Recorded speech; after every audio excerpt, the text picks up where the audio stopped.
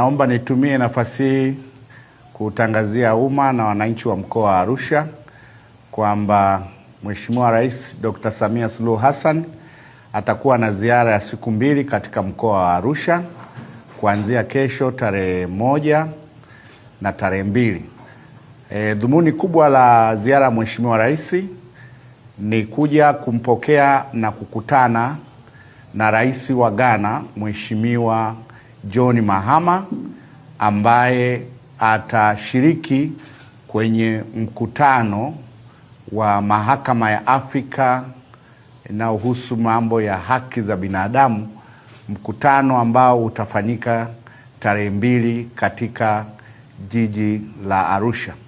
Kwa hiyo Mheshimiwa Rais atampokea na kufanya mazungumzo na Rais wa Ghana Mheshimiwa John Mahama katika ikulu ndogo ya Arusha.